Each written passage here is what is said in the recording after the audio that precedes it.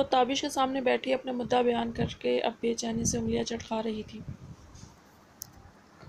مجھے نہیں پتا تاشو، مجھے ڈاکٹر بننا ہے اور ہر قیمت پر یوں نہیں جانا ہے۔ آپ داجی کو منائیں، کسی بھی صورت وہ ایسے کیوں ہیں، کیوں مجھے آگے پڑھنے نہیں دینا چاہتے؟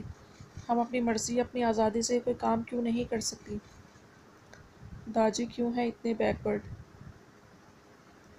سارا زبان سنبھال کر بات کرو پلیز۔ وہ جو مسکراتے اس کی ہر فرمائش سن رہا تھا، اس کی آخری بات اور لہجے کی بدتمیزی پر دنگ صاحب سنجیدگی سے اس کا بغور مطالعہ کرنے لگا کہ اس کے دماغ میں یہ سب باتیں آئی کہاں سے۔ یہ تابش کو سارا اپنی زبان تو نہیں بولتی سنائی دے رہی تھی۔ ایک منٹ سارا، مجھے یہ سمجھ نہیں آتی، آخر تم خواتین کو آزادی کس چیز کی اور کس سے چاہیے؟ گھر کے تحفظ اور چار دیواری سے آزادی چاہیے کیا، یا وہ مرد جو تم لوگوں کو تحفظ فراہم کرتے ہیں، زمانے کے سرد و گرم سے بچاتے ہیں، کیا ان سے آزادی چاہیے؟ تم لوگ بھیڑ بکریاں تو نہیں جو لوگوں کو آزاد چھوڑ دیں، زمانے کے بھیڑیوں کے درمیان چھوڑ دیں۔ دوسری بات، داجی ایسی ہرگز نہیں چاہتے، بس وہ تو یہ چاہتے کہ ان کی آئندہ نسل میں سے اب کوئی سلمیٰ نوید احسن نہ بنے، کوئی سرعام ان کی گھر کی عزت کو برباد کر کے چلتا نہ بنے۔ تابش نے اسے سمجھانا چاہا، مگر اسے کیا معلوم کہ وہ بھینس کے آگے بین بجا رہا ہے۔ تو کیا اب جو سلمیٰ پھپھو نے کیا ضروری تو نہیں کہ وہی کچھ سب بھی کریں؟ تابش کی بات پر وہ گڑبڑائی تو ضرور تھی، مگر پھر چوڑ کی داڑھی میں تنکے کے مترادف پھنکار کر بولی تھی۔ تابش نے بے حد افسوس سے اسے دیکھا۔ مجھے افسوس ہے سارا، میری ہر بات کے رائیگاں جانے پر، اور افسوس کہ اتنی ساری باتوں میں تم بس سلمیٰ پھپھو کی بات کو پکڑ کر اسے بھی منفی رخ کی جانب لے گئیں۔ لیکن کوئی بات نہیں، تم فکر مت کرو، ہر بار کی طرح اس بار بھی تمہارے ساتھ ہوں میں، اور تمہارا ساتھ دوں گا۔ رات تک ویٹ کرو تم، میں رات تک پوچھ کر بتا دوں گا۔ اب جاؤ تم اپنے روم میں، تابش نے سنجیدگی سے کہا، جس سے اسے اندازہ ہو گیا کہ وہ ناراضگی سے بولا تھا۔ بنا رہے بوتھا، یہاں پرواہ کس کو ہے، مگر ابھی تو ضرورت کا وقت تھا تو گدھے کو باپ بنایا جا سکتا ہے۔ Okay right, I am sorry تاشو، اگر آپ کو برا لگا تو آئی ایم سوری، مگر آپ بات اچھے سے کرنا، کہ یہ میری زندگی کا سب سے بڑا خواب ہے، اس نے کھوئے ہوئے سے لہجے میں کہا۔ اٹس اوکے، کوئی بات نہیں، تابش نے کہا اور خاموش ہو گیا۔ سارا کے جانے کے کافی دیر تک غائب دماغی سے اسی جگہ دیکھتا رہا جہاں سے ابھی وہ اٹھ کر گئی تھی۔ پھر اپنے خیالات سے باہر آتے سر جھٹک کر اپنی کٹ اٹھا کر باہر نکل گیا۔ وہ بڑی توجہ سے چچی امی کے کہنے پر ان کے ہاتھ سے سیام کی تمام شرٹس لے کر اب الماری میں ترتیب سے رکھ رہی تھی۔ جب وہ پسینے میں نہایا، کوچنگ کے بعد کرکٹ کھیل کر اور سیدھا اپنے روم میں آیا تھا، سامنے ہی کسی کو اپنی الماری میں منہ دیے پایا۔ اس کی آہٹ پر عرفا نے پیچھے مڑ کر دیکھا۔ تم یہاں کیا کر رہی ہو؟ سیام نے حیرت کی ملی جلی کیفیت لیے اس سے پوچھا۔ وہ کیا جانے، عرفا اکثر اس کی غیر موجودگی میں اس کے روم میں آیا کرتی تھی۔ کیوں، یہ خود نہیں جانتی تھی ابھی۔ یہ چچی امی نے شرٹس دی تھی کہ آپ کی الماری میں رکھ دوں، تو یہی رکھنے آئی تھی سیام۔ سیام اس کا یوں نام لینے پر چونکا، حالانکہ وہ اسے کم ہی مخاطب کرتی تھی۔ سیام سائنس کے ساتھ میٹرک میں تھا اور عرفا 8th میں۔ اکثر وہ اسے مومی اور اسے بھی میتھس پڑھا دیا کرتا تھا۔ عرفا بھائی بولو، بڑا ہوں تم سے، سیام نے سنجیدگی سے کہا اور اپنا بیگ اور کٹ اپنی الماری میں رکھنے کے لیے آگے بڑھا۔ مگر اس نے اثر کم ہی لیا۔ مومی بھی تو آپ کو سیام ہی بولتی ہے، تو اسی لیے میں نے بھی بول دیا، اس میں کون سی بڑی بات ہے؟ عرفا نے کندھے اچکا کر کہا تو سیام نے اسے پیچھے مڑ کر اسے گھورا، جو ڈریسنگ کے پاس پڑے گلدان میں جانے کیا تلاش کر رہی تھی۔ اس کے گھور کے دیکھنے پر رنگ برنگے منہ بنا کر وہاں سے کھسک گئی۔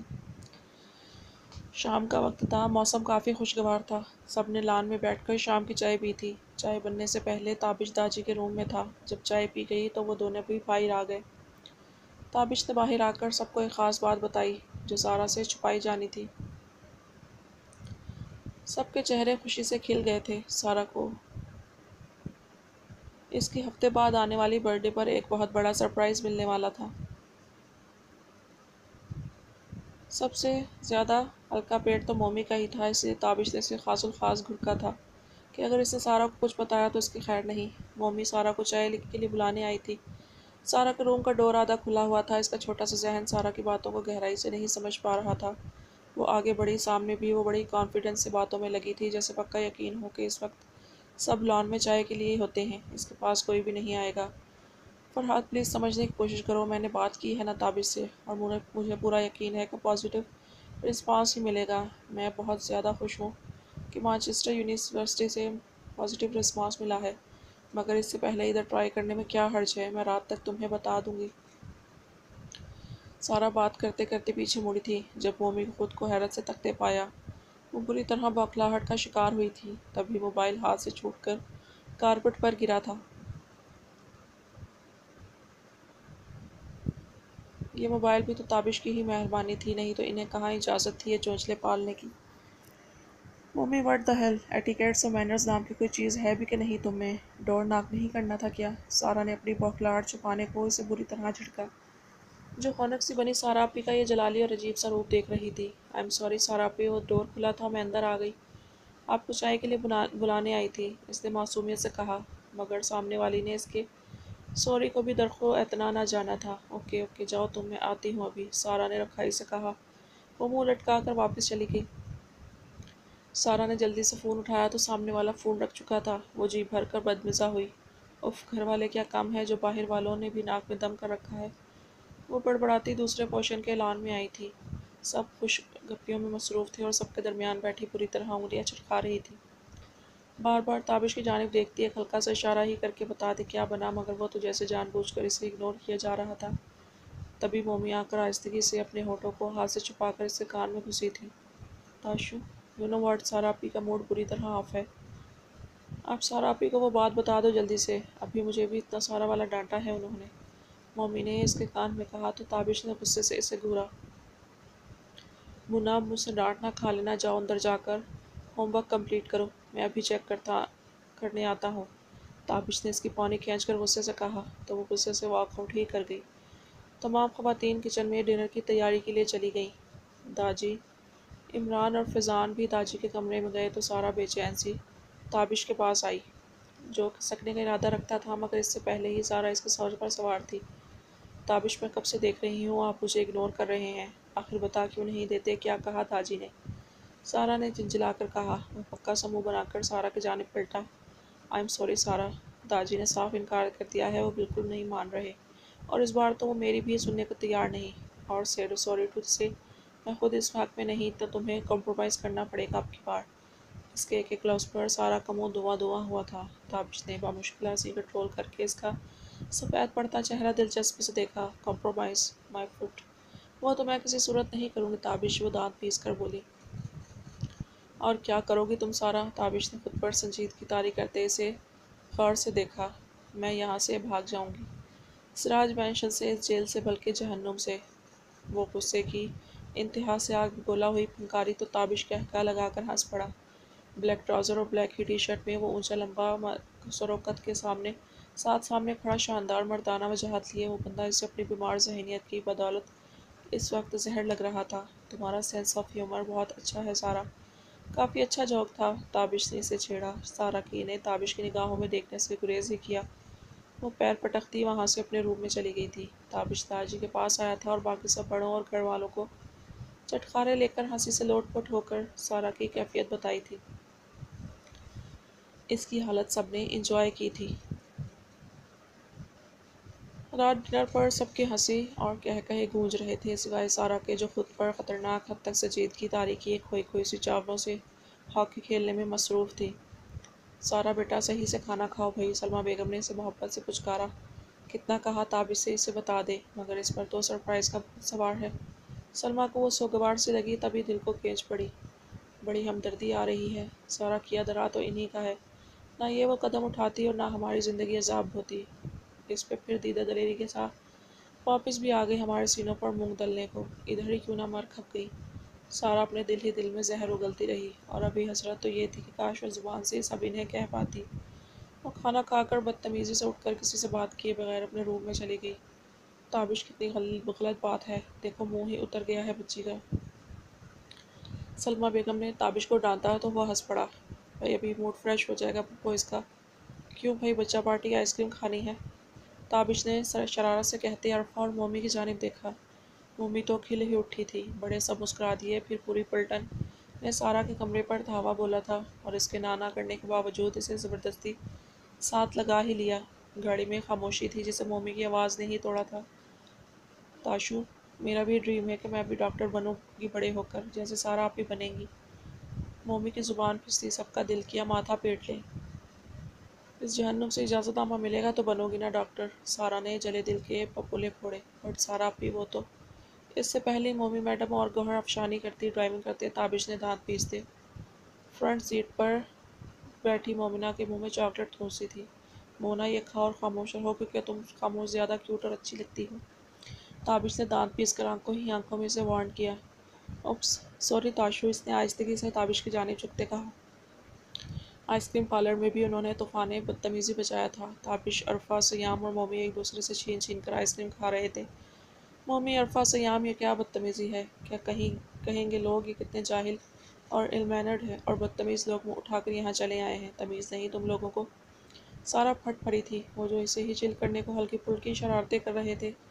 ایک دم خاموشی چھائی تھی. تابش نے اسے سنجیدگی سے دیکھا جو بچوں سے زیادہ خود حلق پھاڑ رہی تھی اور ارد گرد کے لوگ متوجہ ہوئے تھے. مونا، عرفہ، فنش کرو اسے، تابش نے انہیں کہا تو انہوں نے خاموشی سے اپنی آئس کریم فنش کی. مونا جو کہ تابش کے ساتھ والی چیئر پر بیٹھی تھی، اس کے منہ پر لگی آئس کریم لگ گئی جو پاس بیٹھے تابش نے ہی دیکھی. تابش نے ٹشو پیپر لے کر اس کا چہرہ صاف کیا، بل پے کیا اور خاموشی سے واپس چلے آئے. تابش کو اس کا یوں اوور ری ایکٹ کرنا عجیب لگ رہا تھا. اب تو وہ سوچنے پر مجبور ہو گیا تھا کہ اسے سچ بتا دے. سراج مینشن پہنچ کر اس نے گاڑی پارک کی. سب اترنے لگے. رکو سارا، مجھے تم سے ضروری بات کرنی ہے، تابش نے کہا، مگر شاید وہ اس وقت اسے منہ لگانے کے موڈ میں ہرگز نہیں تھی. تبھی سنی انسنی کرتی، پاؤں پٹکتی اپنے پوشن میں سیام سے پہلے ہی جا چکی تھی. تابش نے ایک سرد سی آہ بھری اور مومی اور عرفہ کے ساتھ اندر آ گیا. جانے وہ کیوں اتنا پولائٹ، اس قدر نرم اور دھیمے مزاج کا تھا جو چپ چاپ اس کی بدتمیزیاں برداشت کر رہا تھا. گہری پر اسرار سی رات تھی جو اپنے دامن میں جانے کیا کیا غلط فہمیاں، شکوے، شکایات اور ایسے طوفان سمیٹے بیٹھی تھی کہ اس طوفان کے آ جانے سے سراج مینشن کے رشتوں کا شیرازہ ریزہ ہو کر بکھرنے والا تھا. صبح حسب معمول ناشتے پر چہل پہل تھی. سب موجود تھے سوائے سارا کے. سب اسے اسی کی ناراضگی ہی سمجھ بیٹھے تھے. چھوٹی امی ٹرے بنا کر دیں، میں سارا کو ناشتہ دے کر آتا ہوں، ساتھ اس کے یوں نہیں جانے کی خوشخبری بھی سنا آتا ہوں. مجھے نہیں لگتا وہ اتنے دن صبر کر پائے گی. یہ نہ ہو بیگم بیمار ہو جائے. اس نے مسکراتے آخری جملہ ماں کے کان میں گھس کر کہا تھا، جو کہ شازیہ بیگم نے بھی بخوبی سنا تھا. مسکرا کر ٹرے میں پراٹھا، چیز آملیٹ اور چائے کا مگ رکھ دیا. دیکھنا تاشو، سارا آپی جتنے غصے میں ہیں کہیں چائے کا مگ آپ کے سر پہ نہ اڈیل دیں. مونا کے شوشے پر سب ہی ہنس دیا. وہ ٹرے اٹھا کر سب کی مسکراتی نگاہوں کو اگنور کیے پچھلے پورشن میں اس کے روم تک آیا تھا. ڈور کھلا تھا. وہ ہلکی سی دستک دے کر اندر داخل ہوا. اندر کوئی نہیں تھا. روم اور پورا گھر خالی تھا. حیرت انگیز ٹرے اسٹڈی پر رکھنے جھکا تو ایک پیپر فولڈ کیا ہوا ملا. تجسس ہوا مگر پہلے اسے سارے کمرے میں چیک کیا. واش روم بھی خالی تھا. سارا اس سے 2-4 مرتبہ آوازیں دی مگر جواب ندارد. آخر ٹیبل تک آ کر وہ فولڈ کیا پیج جلدی سے کھول کر دیکھا. ڈیئر مسٹر دقیانوس، انچاہے شوہر جی. اوپس سوری، مگر یہ سچ ہی تو ہے. تمہیں، تمہارے خاندان، صرف تمہارے اس لیے کہ اتنی چھوٹی سوچ رکھنے والے خاندان میرا نہیں ہو سکتا، اور تمہارے تمام تر دقیانوسی، چیپ، گھٹیا اور بیکورڈ خیالات سے بہت دور جا رہی ہوں. اپنے تمام خوابوں کو پایہ تکمیل تک پہنچانے کے لیے بہت دور، اتنی دور جہاں تک تم جیسے تھرڈ کلاس بندے کی رسائی ممکن نہیں. تو ڈھونڈنے کی تو کوشش بھی مت کرنا. بہت جلد کانٹیکٹ کروں گی خلا کے لیے. اور مجھے یقین ہے تم جیسے سو کالڈ غیرتوں کا پرچار کرنے والے میں اتنی غیرت تو ہوگی کہ گھر سے بھاگی ہوئی لڑکی کی واپسی کی امید نہ لگائے اور طلاق اس کے منہ پر مارو گے. فقط آزاد سارا. تابش نے لرزتے ہاتھوں سے صفحہ چھوڑ کر کارپٹ پر گرا تھا. وہ خود گھٹنوں کے بل کارپٹ پر بیٹھتا چلا گیا تھا. 2 دن سے ملک تابش سراج اپنے کمرے میں بند تھا. ایک قیامت تھی جو سراج مینشن پر ہو کر گزری تھی. سب اپنے اپنے کمروں میں بند دبکے بیٹھے تھے. جیسے باہر کوئی نکلے گا تو طوفان آ جائے گا. ملک فیضان سراج کو ہارٹ کا مائنر سا اٹیک بھی آ چکا تھا. شازیہ بیگم رو رو کر پاگل ہو چکی تھی کہ ان کی تربیت میں آخر ایسی کون سی کمی رہ گئی تھی کہ ان کی سیرت ایسی نکلی. اصلی نام تو سیرت تھا مگر سب نے پیار سے بگاڑ کر سارا کر دیا تھا. وہ سارا جو سیرت کی کالی اور زہریلی نکلی. رہے داجی تو وہ اتنا ہی گرجے برسے تھے جتنا ان سے بھڑکا گیا تھا. ایک مرتبہ پھر سراج مینشن میں ان کی جلالی آواز گونجی تھی. سراج مینشن میں موت کا سا سناٹا چھایا ہوا تھا. جب اس سناٹے کو چیرتا لاؤنج میں رکھا وائرلیس فون چنگاڑ اٹھا. ان سب کے فونز میسیجز آئے تھے. جب وہ سب ایک مرتبہ پھر لاؤنج میں اکٹھا ہو چکے تھے، سب کے دل دہل چکے تھے، چہروں پر خون نچڑ آیا تھا. بس مومی اور عرفہ اپنے اپنے کمروں میں دبکی بیٹھی تھیں. داجی، سلمیٰ، شازیہ، صدیقہ، عمران اور فیضان اور سیام سب لاؤنج میں چلے آئے تھے. سب کے چہرے فک تھے. کیونکہ تابش 3 دن کے بعد آج اپنے کمرے سے باہر نکلا تھا، لال انگارا چہرہ اور پھٹتی ہوئی تنی رگیں، اس نے آ کر فون اٹھا کر اسپیکر پر ڈالا۔ نمبر بیرون ملک کا تھا۔ سارا بول رہی ہوں۔ ملک تابش سراج، مجھے طلاق کب دو گے؟ سیرت کی آواز سراج مینشن کے لاؤنج میں گونجی۔ شازیہ بیگم دوپٹے میں منہ دے کر پھوٹ پھوٹ کر رو دیں۔ کاش ایسی ناحلف، ناہنجار اور نافرمان اولاد کا گلا وہ پیدا ہوتے ہی گھونٹ دیتی تو آج یہ دن نہیں دیکھنا پڑتا۔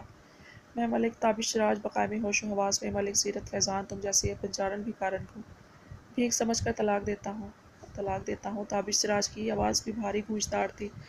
وہ بول رہا تھا اور کسی نے بھی اس کو روکنے کی یا چپ کرانے کی کوشش ہی نہیں کی تھی کہ سیرت جیسی لڑکیاں تابش جیسے شوہر ڈیزرو ہی نہیں کرتی ہیں۔ یہ الفاظ سن کر ایک مرتبہ تو فون کے دوسری جانب بھی موت کا سا سناٹا چھایا تھا۔ میں اور میرا خاندان دقیانوسی ہونے کے ساتھ ساتھ بہت غیرت مند بھی ہیں مس سیرت، اس لیے امید کرتا ہوں کہ آئندہ زندگی میں کبھی تم سراج مینشن کے ارد گرد بھی بھٹکتی نظر نہیں آئی تو زندہ زمین میں گاڑ دی جاؤ گی۔ کبھی لوٹ کر مت آنا، زندگی تم پر حرام ہو جائے تب بھی نہیں، یا زمانے کی ٹھوکروں میں رون دی جاؤ تب بھی نہیں۔ ملک تابش سراج کے لہجے میں حقارت ہی حقارت تھی۔ سیرت کو آگ لگی۔ تم فضول انسان، تم بد دعائیں دے رہے ہو مجھے۔ وہ پنکاری نہیں، تم جیسی چیپ، گھٹیا اور 2 ٹکے کی لڑکی کو تمہارے جیسی ہی لڑکیوں کی حقیقت بتا رہا ہوں۔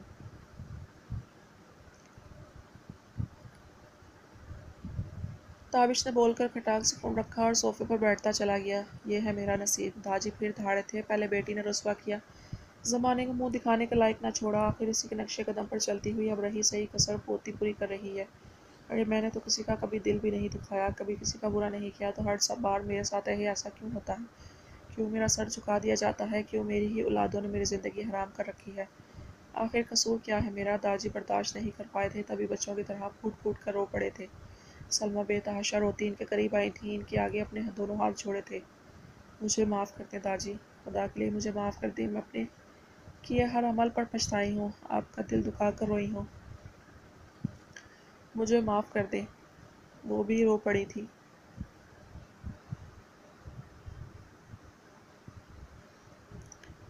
داجی نے سلمیٰ کے جڑے ہاتھ تھام لیے تھے اور عرصہ دراز کے بعد اپنی اجڑی برباد ہو چکی لگتے جگر کو سینے سے لگا کر پھر پھوٹ پھوٹ کر رو دیے تھے۔ سلمیٰ نے بھی آج رو رو کر اپنا تمام کام غلط کیا۔ وہ تو آج تک یہی دعائیں مانگتی رہی کہ اللہ کرے کہ کوئی بھی لڑکی ان کے نقش قدم پر چل کر خود کو بھیڑیوں کے حوالے کرتے برباد نہ کرے، مگر جو قسمت کو منظور، داجی نے کافی دیر بعد سلمیٰ کو خود سے الگ کیا تھا۔ سب سن لو، میں نے ایک فیصلہ کیا ہے جس پر آج ابھی اور اسی وقت عمل ہوگا، نہیں تو میرا مرا ہوا منہ دیکھو گے سب۔ عمران فیضان مولوی صاحب کا بندوبست کرو، نکاح ہوں گے رخصتی بچیوں کے ذرا بڑے ہونے پر، آج ہی مومی کا تابش کے ساتھ اور عرفہ کا سیام کے ساتھ۔ داجی نے اٹل لہجے میں حتمی فیصل سنایا۔ سلمیٰ نے سپنے سے کم داجی کو دیکھا، اپنی معصوم سی گڑیا کا چہرہ آنکھوں کے گرد لہرایا، بے بسی کی انتہا سے پہلو بدلا۔ آج ہی تو سالوں بعد باپ نے سینے سے لگایا تھا، آج ہی ان کے حکم کی ادولی کیسے کرتی؟ اور وہ بھائی جنہوں نے اس وقت انہیں سہارا دیا جب وہ مکمل برباد ہو چکی تھی، اس بھائی کا وہی بیٹا جو مکمل برباد ہو چکا تھا، کیسے انکار کر کے احسان فراموشی کر دیتی؟ تابش جیسے پتھر کا بت بنا بیٹھا تھا جس پر اب کسی کبھی چیز کا کوئی اثر نہیں ہونا تھا، مگر سیام کے قدموں سے ضرور زمین کھسکی تھی۔ یہ کیا بول دیا تھا داجی نے؟ ابھی تو تابش کے آنکھوں میں اپنی بہن کی وجہ سے خود کے لیے بے پناہ نفرت محسوس کر رہا تھا، کجا کہ اب اس کی بہن سے ہی نکاح کر لیتا، اور بھلا ان کی عمر ہی کیا تھی، بھلا اسے کیا دلچسپی تھی عرفہ سے؟ اس سے تو ہمیشہ اسے چھوٹی بہن ہی سمجھا تھا، مگر سمجھنے اور ہونے میں بھی تو فرق ہوتا ہے نا۔ سنیں داجی، میں صرف ایک ہی شرط پر نکاح کروں گا کہ مومی کو اپنی زندگی میری تابع رہ کر گزارنی پڑے گی۔ وہ ہنسے گی تو میری مرضی سے، روئے گی تو میری مرضی سے، حتیٰ کہ سانس بھی لے گی تو میری مرضی سے، کہیں آنا جانا اٹھنا بیٹھنا سب میری مرضی سے ہوگا، مومی کا بھی، اور یہ قواعد و ضوابط عرفہ پر بھی لاگو ہوں گے۔ تابش کہہ کر خاموش ہوا، اس کی آنکھوں میں خون اترا ہوا تھا۔ سلمیٰ بیگم نے پہلو بدلا اور بولنے کو منہ کھولا کہ سراسر ان کی بچی پر ظلم ہے، مگر داجی نے ہاتھ اٹھا کر انہیں خاموش رہنے کا اشارہ کیا تھا۔ عمران فیضان، نکاح کی تیاری کرو، داجی بول کر اپنے کمرے میں چلے گئے تھے۔ میں یہ نکاح ہرگز نہیں کروں گا۔ تماشا ہے کیا؟ سمجھ کیا رکھا ہے آپ لوگوں نے؟ یہ مذاق ہے ہمارا یا گڈے گڈی کا کھیل؟ سیام چلایا اور کمرے کی تمام چیزیں تہس نہس کیں۔ سیام کو شازیہ بیگم سے ایک زناٹے دار تھپڑ پڑا تھا۔ تماشا تو تمہاری بہن نے بنا دیا ہے ہمارا، اب رہی سہی کسر تم پوری کر دو۔ خدا کے لیے سیام، یا داجی کا حکم مانتے ہوئے نکاح کر لو، یا مجھے اور باپ کو تھوڑا زہر لا دو تاکہ ہم مریں اور ہماری ایک ہی مرتبہ اس نافرمان اولاد سے جان چھوٹ جائے جو جانے کے ان گناہوں کی سزا دے رہی ہے ہمیں۔ شازیہ بیگم پھٹ پڑی تھی، اب تو رو رو کر آنکھیں بے ہوش ہو چکی تھی اور سیام کے پاس کچھ اور کہنے کو یا مزید احتجاج کرنے کو بچا ہی نہ تھا۔ ادھر عرفہ اپنی قسمت کے کیے جانے والے اس فیصلے پر حیران پریشان تو تھی، مگر بالکل خاموش تھی کہ اس میں اتنی سمجھ بوجھ تو تھی کہ گھر میں کیا ہو رہا ہے اور کیوں ہو رہا ہے، مگر مومی حیران پریشان سی گھر میں ہوئی اس غیر معمولی ہلچل پر حیران سی تھی۔ مما یہ کیا ہے؟ کچھ ہی دیر بعد سلمیٰ بیگم نے نرم آنکھیں لیے مومی کو سرخ پوشاک زیب تن کروائی تھی۔ جو کچھ بھی ہے میری بچی، ہمیں داجی کی بات ماننی ہے۔ ابھی داجی کے ساتھ ایک انکل آئیں گے، وہ آپ سے جو بھی پوچھیں آپ نے یس بولنا ہے، اور جہاں وہ بولیں ادھر سائن کر دینے ہیں۔ میں آپ کی مما ہوں، آپ کی ولی، مطلب آپ کی گارڈین، تو جو کچھ میں نے کہا ہے آپ نے وہی کرنا ہے۔ سلمیٰ بیگم نے اس کو اس کی سمجھ بوجھ کے مطابق اچھے سے سمجھا دیا تھا۔ وہ معصومیت سے سر ہلاتی گئی، یہ جانے بغیر کہ اس یس کے بعد اور سائن کرنے کے بعد اس کی زندگی پر خاردار راہوں کی ڈگر پر گامزن ہونے والی ہے۔ اسے سانس بھی کسی کی مرضی کے مطابق لینا ہوگا۔ مومی اور عرفہ سلمیٰ کے روم میں ہی تھیں۔ کچھ ہی دیر بعد داجی عمران اور فیضان کے ساتھ مولوی صاحب اندر آئے تھے۔ پہلے عرفہ کی رضامندی اور سائن لیے گئے، پھر مومی سے۔ باہر بھی ایجاب و قبول کا مرحلہ طے پا گیا۔ ہر طرف مبارکباد کا شور سا اٹھا تھا۔ ملک تابش سراج کے وحشت سے بھرپور چہرے پر خطرناک قسم کی سنجیدگی طاری تھی، جبکہ سیام کا چہرہ بھی دیکھنے لائق تھا، بڑی مشکل سے ضبط کیے بیٹھا رہا۔ سیکھ لے ہم سے کوئی ضبط جنوں کے انداز، برسوں پابند رہے پر نہ ہلائی زنجیر۔ وہ فرحاد کے ساتھ دوسرے دن مانچسٹر چلی آئی تھی۔ ایک چھوٹا سا کاٹیج تھا جہاں انہیں رہنا تھا۔ یہ سپنوں کی دنیا تھی۔ اگلے دن ہی وہ یونی بھی دیکھ آئی تھی اور ملک تابش سراج سے طلاق بھی مل گئی تھی۔ اب کیا چاہیے تھا؟ کچھ بھی نہیں، اب بس سپنوں نے اڑان بھرنی تھی۔ وہ کاٹیج میں اپنے روم میں اپنے بیڈ پر بیٹھی جانے کن خیالوں میں کھوئی مسکرا رہی تھی، جب فرحاد کاظمی کھانے کی ٹرے لیے مسکراتے اندر داخل ہوا اور آ کر اس کے سامنے بیٹھا۔ خوش ہو؟ سوکارڈ پابندی اور گھٹن سے آزاد ہو کر؟ ہاں بہت، وہ آنکھیں بند کر کے ایک جذب سے بولی۔ کوئی پچھتاوا یا کوئی کسک میں؟ فرحاد نے اسے ٹٹولا۔ بالکل بھی نہیں، ذرا برابر بھی نہیں، وہ ڈیزرو کرتے تھے اسے، وہ لاپرواہی سے کہتی اس کے ساتھ کھانا کھانے لگی۔ سنو فرحاد، ہاں ہم نکاح کب کریں گے؟ سیرت مدعے پر آئی۔ فرحاد کاظمی بے تحاشا چونکا تھا۔ اف یار، سانس تو لو۔ کیا پاکستانی ٹپیکل عورتوں کی طرح آتے ساتھ ہی یہ نکاح شادی کی بات لے کر بیٹھ گئی ہو؟ تم یہاں ڈاکٹر بننے آئی ہو یا بچے پیدا کرنے؟ فرحاد کے لہجے میں عجیب چبھن سی تھی۔ سیرت جی بھر کر شرمندہ ہوئی۔ اوکے سوری، میں اپنی یونی پر کنسنٹریٹ کرتی ہوں، وہ سلاجو لہجے میں بولی۔ گڈ، اس نے ہنکارا بھرتے کھانے پر توجہ دی۔ ایک ہفتہ ہو چکا تھا۔ مومی اپنے گھر کی روٹین اور ماحول سے فل بیزار، اب اکتا چکی تھی۔ فیضان اور شازیہ بیگم اپنے پوشن میں ہی رہتے تھے۔ سیام نے ہفتے بھر سے شکل نہیں دکھائی تھی۔ عرفہ بھی اپنے کمرے میں بند رہتی۔ وہ پورے سراج مینشن میں بولائی پھر رہی تھی۔ یہ آخر سب کو ہو کیا گیا ہے؟ تاشو بھی تو جانے کہاں گم تھا اتنے دن سے۔ تبھی ذہن میں جھماکا ہوا، کیوں نہ پڑھائی کے بہانے تاشو کے پاس جایا جائے اور اسے آئس کریم کے لیے کہا جائے۔ پہلے بھی تو جب وہ بولتی تھی عرفہ کی بھی عید ہو جاتی، تاشو اس کے منہ سے نکلتے ہی اسے اور عرفہ کو آئس کریم کھلانے لے جانا تھا۔ وہ ہاتھوں میں بکس تھامے تاشو کے روم میں داخل ہوئی تھی۔ شام کا وقت تھا، واش روم سے پانی گرنے کی آواز آ رہی تھی۔ تاشو یقیناً فریش ہو رہا ہوگا۔ وہ صوفے پر بیٹھ کر ببل گم چباتی پاؤں جھلا کر ویٹ کرنے لگی۔ ٹی پنک ٹی شرٹ کے نیچے بلو جینس کی پینٹ پہنے میگی نوڈلز کی پونی ٹیل بنائے وہ اب روم میں ادھر ادھر دیکھ رہی تھی۔ تابش ٹاول سے بال رگڑتا باہر آیا تھا اور اپنے روم میں مومی کو بیٹھے دیکھ کر حیرت کا جھٹکا سا لگا تھا، حالانکہ یہ اس کے لیے حیرت کی بات تھی، مومی کے لیے نہیں۔ مومنہ، کیا کر رہی ہو یہاں؟ بغیر پرمیشن لیے کیوں آئی میرے روم میں؟ اس نے خطرناک حد تک سنجیدگی سے پوچھا تو مومی کی بڑی بڑی براؤن آنکھیں حیرت سے پھیل گئیں تھیں کہ وہ کب سے مونا سے مومنہ بنی۔ تاشو، مجھے پڑھا دینا یہ maths. Shut up Momina, just shut up, خبردار مجھے اس فضول نام سے پکارا۔ وہ دھاڑا وہ اچھل کر صوفے سے کھڑی ہوئی تھی۔ تو کیا جس طرح ڈانٹ رہے ہیں گبر کہوں آپ کو؟ وہ کڑوے کڑوے منہ بناتی کیوٹ سے انداز میں بولی اور جلدی پر جیسے تیل ڈال گئی۔ وہ جب کھڑی ہوئی تو تابش کو اس کے لباس نے سر تاپا جھلسا ڈالا تھا۔ گیٹ لاسٹ مومنہ، دفعہ ہو جاؤ میرے روم سے۔ وہ دھاڑا تھا اور مومی کو اس کا بلا وجہ چیخنا چلانا سمجھ میں نہیں آ رہا تھا، لیکن مجھے پڑھنا، اس کے الفاظ منہ میں ہی دم تو ہو چکے تھے جب وہ دانت پیستا اس کی جانب بڑھا۔ اسے بازو سے پکڑ کر سلمیٰ بیگم کے روم میں لایا تھا۔ لا کر بہت بری طرح ایک جھٹکے سے اس بیڈ پر پٹکا تھا۔ سلمیٰ بیگم حیران ہوئیں۔ کیا ہوا تابش، یہ کیا؟ ابو اس کے پاس ڈھنگ کا لباس نہیں ہے کیا؟ آئندہ میں اسے عارفہ کو ایسے بیہودہ لباس میں نہ دیکھوں۔ امی کو بھی بتا دیجیے گا، نہیں تو لباس سمیت آگ لگا دوں گا، وہ کہتا تن فن کرتا وہاں سے نکلا تھا۔ سلمیٰ بیگم کی آنکھیں نم ہو گئی اور ممی نے بے تحاشا حیرت سے اپنا یوں پٹخا جانا ملاحظہ کیا۔ اس کا سر بیک گراؤنڈ سے لگتے لگتے بچا تھا۔ ان سے اور مجھ سے یہی شرط وفا ٹھہری ہے، وہ ستم ڈھائیں گے مگر ان کو ستمگر نہ کہوں۔